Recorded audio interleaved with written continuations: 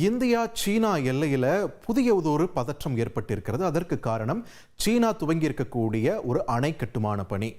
நீர் மின் நிலையமாக அந்த அணையை அமைத்தாலுமே கூட எல்லையில் பதற்றம் ஏற்பட்டிருக்கிறது. ஏன்னா அந்த பிரம்மபுத்திரா நதியில் வரக்கூடிய நீரின் போக்கை சீனாவால் இனி கட்டுப்படுத்த முடியும்.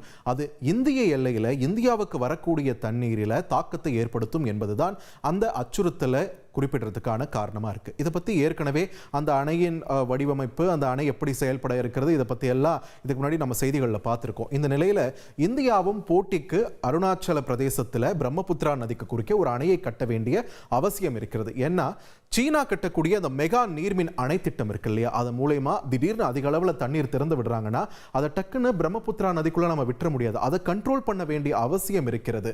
மழை காலங்களில் வெள்ளம் ஏற்படாமல் தடுக்கவும், வெயில் காலங்களில் சரியான அளவில் நீர் கீழே இருக்கக்கூடிய மக்களுக்கும் சென்று சேரவும் இந்த அணை இங்கு அத்தியாவசியமாகிறது. ஸோ இந்த போட்டி அணை அப்படின்ற ஒரு விஷயம் இந்தியாவுக்கு இன்றியமையாததாக மாறி இருக்கக்கூடிய சூழல்ல இந்தியாவின் இந்த அணை திட்டம் தாமதமாவது ஏன்? சீனா அங்கே பணிகளை தொடங்கிடுச்சு, இங்கே நாம இன்னும் ஃபீசிபிலிட்டி ரிப்போர்ட் அப்படின்ற ஒரு விஷயத்தையே கூட ஆரம்பிக்கல அப்படின்ற ஒரு விஷயத்தை இங்கே பதிவு பண்ண வேண்டியதாக இருக்கிறது. ஸோ எல்லைகள் என்ன நடந்து கொண்டிருக்கிறது அப்படின்றத இந்த தொகுப்பில் பார்த்துடலாம். இப்போ நீங்கள் திரையில பார்க்கக்கூடியது பார்த்தீங்கன்னா இந்திய அணை அமைய உள்ள பகுதி, இந்த அப்பர் சியாங் என்ற பகுதி. அருணாச்சல பிரதேச மாநிலத்தை பார்க்குறோம். அந்த பக்கம் திபெத், சீனாவின் கட்டுப்பாட்டில் இருக்கக்கூடிய திபெத், அங்கே சிக்கிம் இருக்கு, இங்கே பூட்டான் இருக்கு. இங்கே கீழே பாருங்க பிரம்மபுத்திரா நதி பாயக்கூடிய இந்த அஸ்ஸாம் மாநிலம் எந்த அளவுக்கு ஒரு அகண்ட நதியாக பிரம்மபுத்திரா அஸ்ஸாமில் பாய்கிறது அப்படின்றதையும் நம்மளால திரையில பார்க்க முடிகிறது.